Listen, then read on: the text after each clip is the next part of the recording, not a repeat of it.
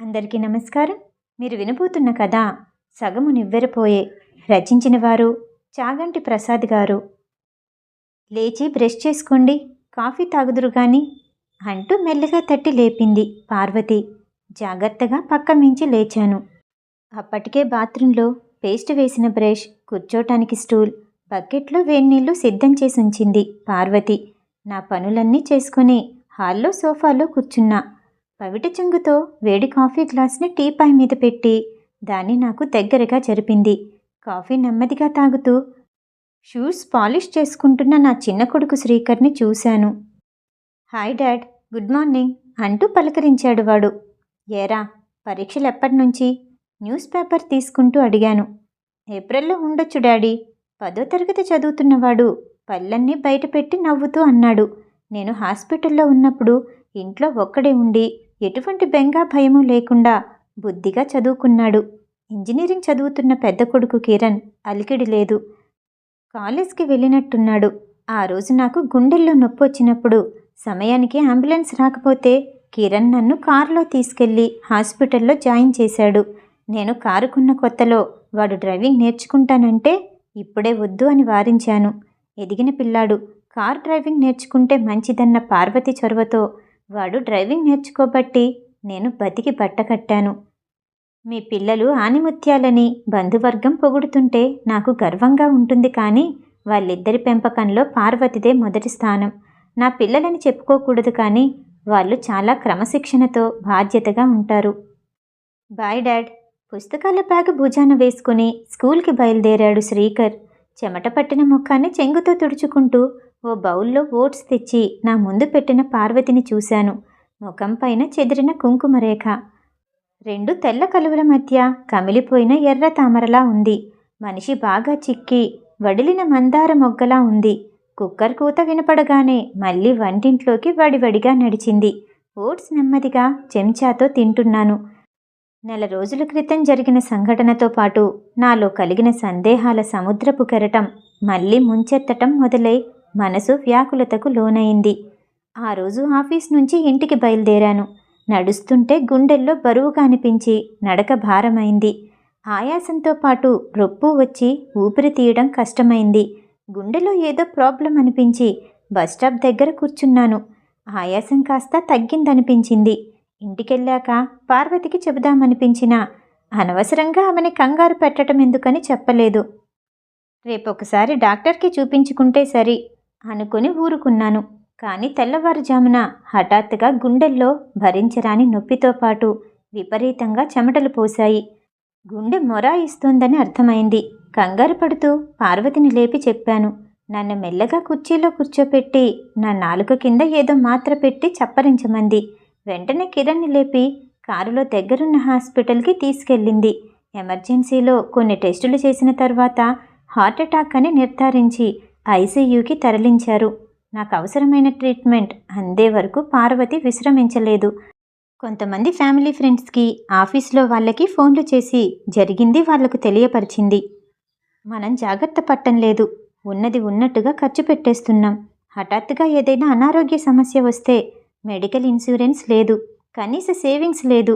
ఈ సిటీలో హాస్పిటల్కి వెళ్ళవలసి వస్తే అయ్యే ఖర్చులు తట్టుకునే స్థాయి మనకు లేదు అని భయపడుతూ నా ఆరోగ్యం జాగ్రత్తగా చూసుకోమని పరోక్షంగా చెప్పేది పార్వతి. మనం ఇంకా చిన్నవాళ్ళం, భయపడే రోగాలేమీ రావులే అంటూ కొట్టిపారేసేవాణ్ణి. కనీస వ్యాయామం లేని జీవనశైలి, ఒళ్ళు వంచి నా పని నేను చేసుకొని మితిమీరిన బద్ధకం వలన పొట్ట బరువు పెరిగి రక్తనాళాల్లో కొవ్వు పేరుకుపోయి గుండె మొరాయించింది. ఇప్పుడు బాధపడి ప్రయోజనమేముంది? పరిస్థితి బైపాస్ వరకు వెళ్ళింది. సర్జరీ అయ్యాక రూమ్కి మార్చారు. మొదటి రోజున నా చెల్లెలు సుజన, పార్వతి తమ్ముడు అతని భార్య వచ్చి వెళ్ళారు. సుజన 4 రోజులు పోయాక మళ్ళీ చూడటానికి వచ్చింది. తిరిగి వెళ్ళిపోతూ, ఆ రోజు నిన్ను చూసి అందరం ఎంత కంగారు పడ్డామోరా. మా ఎవ్వరికీ ఏడుపు ఆగలేదు. మీ బావగారు కూడా చాలా బాధపడ్డారు. అదేం చోద్యమో, మీ ఆవిడ కంట్లోంచి ఒక్క నీటి చుక్క కారితే ఒట్టు అంటూ చీర కొంగుతో ముక్కు తుడుచుకుంది నాటకీయంగా. ఆ మాటలు వినగానే నా ఆలోచన పరిపరి విధాలుగా పోయింది. మనసు బాధగా మూలిగింది. వెంటనే పార్వతిని చూడాలనిపించింది. వెంటనే తలుపు తెరుచుకొని, రేపు మిమ్మల్ని డిశ్చార్జ్ చేస్తారట అంటూ పార్వతి వచ్చింది. ఆమె కళ్ళల్లోకి చూసే ప్రయత్నం చేశాను. అలసినట్టున్న ఆమె ప్రశాంతమైన కళ్ళల్లో ఎటువంటి భావాలు కనిపెట్టలేకపోయాను. ఆ విశాలమైన కళ్ళను చూసే నేను పార్వతిని ప్రేమించి పెళ్లి చేసుకున్నాను. తన కళ్ళు ఎన్నో ఊసులు చెప్పేవి, ఎన్నో మధుర భావాలు పలికేవి. తన కళ్ళ నుండి ప్రవహించే ప్రేమ భావాల ప్రవాహంలో కొట్టుకుపోవడమే తెలుసు. కన్నీళ్లు ఎప్పుడూ చూడలేదు. కానీ ఇప్పుడున్న పరిస్థితి వేరు. నేను అంత ప్రమాదంలో ఉన్నా తన కంట నీరు రాలేదా? ఆమె కళ్ళు ఇంకిపోయాయా? అంత రాయిలాంటి మనిషిని ఎక్కడా చూడలేదు బాబూ అన్న సుజన మాటలు నా చెవుల్లో గింగురమంటున్నాయి. ఎన్నెన్నో సందేహాల మబ్బులు మనసులో కమ్ముకున్నాయి.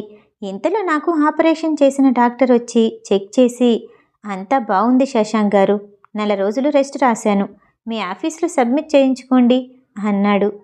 డైటీషియన్ చేత నాకు ఎటువంటి డైట్ పెట్టాలో పార్వతికి చెప్పించాడు. ఇంతలో నర్సు వచ్చి టాబ్లెట్స్ మింగించింది. సందేహాలతో అలసిపోయిన మనస్సు నిద్రలోకి జారుకుంది. కిరణ్, పార్వతి ఏం పాటలు పడ్డారో నాకు తెలియనీయకుండా డిశ్చార్జ్ బిల్లు చెల్లించి మర్నాడు ఇంటికి తీసుకొచ్చారు. వాళ్ళు హాస్పిటల్ బిల్ ఎలా చెల్లించారో అని నేను అడగలేకపోయాను. కారణం, హాస్పిటల్లో జాయిన్ అయ్యే సమయంలో ₹1 కూడా నా జేబులో లేదు. మరి పార్వతి బిల్ ఎలా కట్టిందో? మా చెల్లిచ్చిందా? బావమరిదిచ్చాడా? ఎవరిచ్చినా మళ్ళీ తీర్చాలిగా. వాళ్ళు కూడా చిన్న జీతగాళ్లే. PF లోన్ పెట్టి ఆ అప్పు తీర్చాలి. ఆలోచిస్తుంటే బుర్ర వేడెక్కిపోతుంది. నిస్సత్తువుగా మంచం మీద వాలిపోయాను. భోజనం చేయండి అంటూ పార్వతి దగ్గరకొచ్చి ప్లేట్లో 2 పుల్కాలు, బీరకాయ చప్పిడి కూర పెట్టింది. అనాసక్తిగా నములుతూ తన కళ్ళల్లోకి మళ్ళీ నా సందేహాల శరాలు సంధించాను. బాధ, బెంగ, విచారము ఏదైనా కనపడుతుందేమోనని చూశాను. నిర్మలంగా ఉన్నాయి తన కళ్ళు. భావాతీతమైంది. ఏదో తనలో కనిపిస్తుంది. తెలుసున్న వాళ్ళెవరికైనా కష్టం వస్తే తనకే ఆ కష్టం వచ్చినట్టు ఎంతో బాధపడేది. తనకు తోచిన సలహా చెప్పడం, అవసరమైతే ఫోన్ చేసి సాయం ఏదైనా కావాలా అని అడిగి మరీ సహాయం చేసే మంచి మనస్సు తన సొంతం కదా. మరి నా విషయంలో ఏంటి? యంత్రంలా పని చేసుకుపోతుంది. స్పందన కనపడటం లేదు. నా మీద ప్రేమ తగ్గిపోయిందా? అలా అనుకోగానే గుండె బరువెక్కిపోయింది. ఇంతలో పుస్తకాల బ్యాగ్ మూసుకుంటూ వచ్చి దాన్ని సోఫాలో పడేసి షూస్ విప్పుతూ, రేపు స్కూల్కి పేరెంట్స్ని తీసుకురమ్మన్నారు డాడీ. స్కూల్ టాపర్ పేరెంట్స్ ఒక్కళ్ళనే ఇన్వైట్ చేశారు అన్నాడు శ్రీకర్. మేమెందుకురా? విసుక్కున్నా. ఏమో మరి, తెలీదన్నట్టుగా చేతులూపి బాత్రూంలో దూరాడు. ఏదైనా ఇంపార్టెంట్ అవ్వచ్చు, మీరు రాలేరు, నేను వెళ్తాను అని చెప్పి తన పనిలో పడిపోయింది పార్వతి. తెల్లవారుజాము 5 గంటలు కావస్తోంది. వంటింటి సామాను చప్పుళ్ళకి లేచాను. తలార స్నానం చేసిన పార్వతి వంటగదిలో కనపడింది. నా చూపు దేవుడి గది వైపుకి మళ్ళింది. మందిరంలో దీపం వెలిగించినట్టుంది. దీపపు కాంతి పరావర్తనం తన పసుపు పచ్చమేనిపై ప్రతిఫలిస్తోంది. దేవదేవుడు చిరునవ్వులు నవ్వుతున్నట్టుగా కనిపించాడు.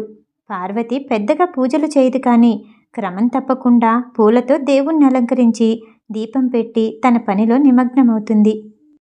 మన బాధ్యతలు సక్రమంగా నిర్వర్తిస్తూ మనస్ఫూర్తిగా భగవంతుణ్ణి ఒకసారి తలుచుకుంటే చాలు, అంతా ఆయనే చూసుకుంటాడు అంటుంది. చూపు పార్వతి మీదకి మళ్లించాను. కట్టుకున్న పసుపు కాటన్ చీరలో మంచులో తడిసిన సింహాచలం సంపెంగలా ఉంది. నుదిటి మధ్య ఉదయారుణ బింబంలా కుంకుమ మెరుస్తుంది. శ్రీకర్ స్కూల్ ప్రోగ్రాంకి వెళ్ళాలని కాబోలు హడావుడి పడుతూ నా కోసం, పెద్దాడి కోసం టిఫిను భోజనం సిద్ధం చేస్తున్నట్టుంది. లేచారా? బ్రష్ చేసుకోండి, కాఫీ తాగుదురు గాని అంటూ వంటింట్లోంచి బయటకొచ్చి చెప్పి మళ్ళీ లోపలికి వెళ్ళిపోయింది. కాఫీ తాగుతుండగా వచ్చి, మీకు టిఫిన్ చేసి బల్ల మీద పెట్టాను, పక్కన టాబ్లెట్స్ పెట్టాను, మర్చిపోకండి వేసుకోవటం, స్కూల్ ప్రోగ్రాం అవగానే వచ్చేస్తా అంటూ జాగ్రత్తలు చెప్పి స్కూల్కి వెళ్ళిపోయింది. మళ్ళీ ఆలోచనల జడివాన మొదలైంది. తింటున్న టిఫిన్ నోటికి రుచిగా అనిపించడం లేదు. వచ్చిన వాళ్లతో తీవ్రంగా వచ్చిన గుండె నొప్పిని వెనువెంటనే హాస్పిటల్కి తీసుకొచ్చిన సంఘటనని వర్ణించి చెప్పిందట. కానీ నేను ఏమైపోతానో అనే బాధ తన కళ్ళల్లో కనపడలేదట. ఎందుకలా? ప్రేమించి పెళ్లి చేసుకునే ముందు చేసిన వాగ్దానాలు నిలబెట్టుకోలేదన్న అసంతృప్త. ప్రతి ఆదివారం బయటికి తిప్పుతానన్నాను, కానీ నా ఫ్రెండ్స్తోనే జల్సాలు చేసుకున్నాను తప్ప ఏ ఒక్క ఆదివారము మాట నిలబెట్టుకోలేదు. తన్ని పట్టించుకోలేదు. ప్రతి నెల నాకొచ్చే జీతం సరిపోదని వేన్నీళ్లకు చన్నీళ్లు తోడులా తాను ఉద్యోగం చేస్తానని అంటే తప్పకుండా చేద్దువు గాని అన్నాను. కానీ పెళ్లికి ముందు చేసిన వాగ్దానానికి తరువాత నీళ్లు వదిలేశాను. ఎందుకు? పార్వతికి ఆర్థిక స్వాతంత్రం పెరిగితే తన మాట వినదని, తన పురుషాధిక్యత తగ్గిపోతుందనే భయంతోనేగా. అప్పటికి చాలాసార్లు చెప్పి చూసింది కూడా. ఏదో వంకపెట్టి ఆమె ఆలోచనని మొగ్గలోనే తుంచేశాను. అందుకే పార్వతికి నా మీద ప్రేమ పోయిందా? ఇంతకాలం నేను బాధ్యతారహితంగా ప్రవర్తించానా? అదే తన గుండెని బండరాయిగా మార్చిందా? కేవలం పిల్లల కోసమే నాతో కలిసుంటుందా? తన దృష్టిలో నేను ఉన్నా పోయినా ఒకటేనా? తల బద్దలైపోతుంది. కాస్త కాఫీ తాగితే తగ్గుతుందని లేచి కిచెన్లోకి వెళ్ళి కలుపుకుందామనుకున్నాను. స్టవ్ పక్కన ఫ్లాస్క్ కనపడింది. ఓహో, నా కోసం కాఫీ కూడా పెట్టుంచిందా? వేడివేడి కాఫీ కప్పులో పోసుకున్నాను. ఒక్కసారిగా నా కళ్ళు చిప్పెళ్ళాయి. నాకు ఎప్పుడు ఏం కావాలో అనుక్షణం గమనించుకునే పార్వతిలో ఉన్నది కేవలం బాధ్యత మాత్రమేనా? ప్రేమ కాదా? బయట వాన మొదలైంది. ఇంతలో కాలింగ్ బెల్ మోగింది. పార్వతి తడిసిన చీరతో లోపలికొచ్చింది. అయ్యో, తడిసిపోయావా అంటూ లేచి తువ్వాలు తీసుకురాబోయాను. పర్వాలేదులేండి, మీరు లేవకండి అంటూ తనే వెళ్ళి తెచ్చుకొని తల తుడుచుకుంది. స్కూల్ వాళ్ళు ఎందుకు రమ్మన్నారు అడిగాను. టాప్ 10లో ఉన్న వాళ్ళకి మళ్ళీ విడిగా క్లాసులట. ఎన్నింటికి స్కూల్కి పంపాలో లాంటి వివరాలు చెప్పారు అంటూ. అయ్యయ్యో, బాల్కనీలో బట్టలన్నీ తడిసిపోయాయే అంటూ వాటిని తీసుకొచ్చి హాల్లో ఆరబెట్టింది. హాస్పిటల్ నుంచి ఫోన్ వచ్చింది. రేపటి నుంచి మీ చేత చిన్న చిన్న ఎక్సర్సైజెస్ చేయించాలట. హాస్పిటల్లోనే ఒక రీహాబిలిటేషన్ వింగ్ ఉందట. అక్కడికి తీసుకురమ్మన్నారు. బాబోయ్, చేయగలనా అంటూ భయపడుతూ గుండె తడుముకున్నాను. ఆపరేషన్ అయ్యాక కొన్ని రోజుల తర్వాత తప్పనిసరిగా సింపుల్ ఎక్సర్సైజెస్ చేయటం మొదలు పెట్టాలట. ఒక నెల రోజులు చేయిస్తారట. తర్వాత మీ అంతట మీరే చేసుకోవాలట. అప్పుడే డాక్టర్ గారు ఫాలో అప్ రివ్యూలో మీ కండిషన్ చెక్ చేస్తారట. వెళ్ళక తప్పదు అని అర్థం వచ్చేలా చెప్పి తన పనిలో నిమగ్నమైంది. ఇంటి పనికి తోడు నన్ను రోజు అక్కడకు తీసుకువెళ్ళడం అనే భారం తోడైంది. శారీరకంగా కూడా తీసుకొని ఆఫీస్కి వెళ్ళటం మొదలుపెట్టాను. ఉన్న బరువు తగ్గటం వలన శరీరం గాలిలో హాయిగా తేలుతున్నట్టుగా ఉంది. కానీ మనసులో ఏదో వెలితి. మనసులో మొలకెత్తిన సందేహపు విత్తు మొక్క రూపం దాల్చి రోజు రోజుకి ఎదుగుతోంది. ఆఫీసులో పని త్వరగా అయిపోతుందని బాస్ని పర్మిషన్ అడిగి ఇంటికి వచ్చేశాను. వచ్చే దారిలో మల్లెపూలు, పార్వతికి ఇష్టమైన హల్వా కొన్నాను. పిల్లల పరీక్షలు అయిపోయాయి. బయటికి వెళ్ళినట్టున్నారు. అలికిడి లేదు. పార్వతి తలారా స్నానం చేసినట్టుంది. ఫ్రెష్గా కనపడింది. కాఫీ తెచ్చిచ్చింది. నెమ్మదిగా తాగుతూ పార్వతికేసి కన్నార్పకుండా చూస్తున్నాను. ఏంటి అలా చూస్తున్నారు అడిగింది నవ్వుతూ. కాఫీ కప్పు పక్కన పెట్టి తన చెయ్యి పట్టుకొని సోఫాలో పక్కన కూర్చోపెట్టుకున్నాను.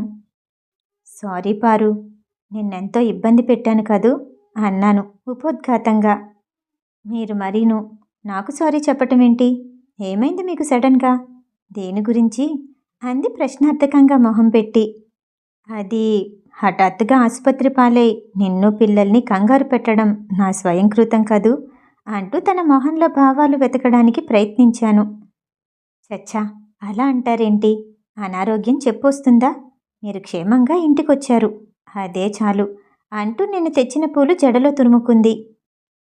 వారు, నీకేమీ అనిపించలేదా? నాకేదైనా జరిగితే మీ పరిస్థితి ఏమవుతుందోనని భయం వేయలేదా అడిగాను తన చేతిని నా చేతిలోకి తీసుకొని. ఎందుకు వేయలేదు? మీరు గుండె నొప్పి అన్న వెంటనే నా గుండె జారిపోయింది. అంతలో ఎప్పుడో మా మామయ్య సార్బిట్రేట్ మాత్రలు ఇంట్లో ఉండటం మంచిదని, గుండెపోటొస్తే అవి నాలుగు కింద పెట్టుకుంటే హాస్పిటల్కి తీసుకెళ్లడానికి కాస్త టైం దొరుకుతుందని చెప్తే ఆ మాత్రలు కొని ఇంట్లో పెట్టిన విషయం గుర్తొచ్చింది. వెంటనే అవి మీకు ఇవ్వడం వలన కాస్త టైం దొరికింది. ఆ రోజు హాస్పిటల్ స్ట్రెచ్చర్ మీద తీసుకెళ్తున్నప్పుడు మీ గుండె ఎగిసి ఎగిసి పడుతుంది. ఊపిరి తీసుకోలేకపోతున్నారు. మీకు వచ్చింది సివియర్ హార్ట్ అటాక్ అని దగ్గర వాళ్ళందరికీ తెలియచేయమని డాక్టర్స్ చెప్పటంతో లోకం గిర్రున తిరిగినట్లయింది. మెదడు మొద్దుబారిపోయింది. కాసేపు ఏం చెయ్యాలో తోచక కాలు చేయి ఆడలేదు. కానీ నేనే అధైర్యపడితే పిల్లల పరిస్థితి ఏంటి? వాళ్ళు ఎంత కంగారు పడతారు? ధైర్యంగా నిలబడాలి అనుకుని మీకు ఏం జరగదని మనసుకు సర్ది చెప్పుకున్నాను. మిమ్మల్ని చూడటానికి ఎంతమంది బంధువులు వచ్చినా పనులు మానుకొని వాళ్ళు మాత్రం ఎంతకాలం ఉండగలరు? నేను ఏడుస్తూ కూర్చుంటే మాటలతో ఓదారుస్తారు కానీ ఎవరు మాత్రం ఏం సాయం చేయగలరు? అందుకే కంటి నుండి ఒక్క నీటి చుక్క కూడా రాలనీయకుండా ఒగ్గబట్టుకొని నాకు నేనే ధైర్యం చెప్పుకున్నాను. ఒక పక్క అందరూ మీరు బతికే ఛాన్స్ సగం సగం అని మాట్లాడుకుంటుంటే భయంతో గుండె జారిపోతున్నా, ఏడుపు తన్నుకొస్తున్నా మీరు క్షేమంగా ఉంటారు అని 1కి 10 సార్లు చెప్పుకున్నాను. మీకేమైనా జరుగుతుంది అన్న ఊహే నేను భరించలేనండి. అసలు ఆలోచనే దగ్గరికి రానియలేదు అంటూ నన్ను గాఢంగా కౌగిలించుకొని బావురుమంది. ఎన్నో రోజులుగా పార్వతి తన గుండెల్లో దాచుకున్న దుఃఖం కన్నీళ్ల గంగా ప్రవాహం అవుతుంది. నేను ప్రేమించిన కొన్నేళ్లుగా అహరహము నేనెరిగిన పార్వతే, కొన్నాళ్లుగా నన్ను మనస్తాపానికి గురిచేసిన పార్వతే నాకిప్పుడు కొత్తగా కనిపిస్తోంది. ఏమైపోయింది నా బుద్ధి? ఎంత నెగిటివ్గా ఆలోచించాను తన గురించి. ఏడిస్తే ప్రేమున్నట్టు, ధైర్యంగా నిలబడితే ప్రేమ లేనట్టా? ఇదేనా నా తెలివి సంస్కారం? అపరాధ భావన, పశ్చాత్తాపం కలగలిపి నా మనసులోని చెత్తని కడిగేస్తుంటే కన్నీళ్లతో పార్వతిని చూస్తుండిపోయాను. కథ సమాప్తం. ఈ కథ వింటం మీకు నచ్చినట్టయితే లైక్ చేసి సబ్స్క్రైబ్ చేయండి. మళ్ళీ రేపు కలుద్దాం. నమస్తే.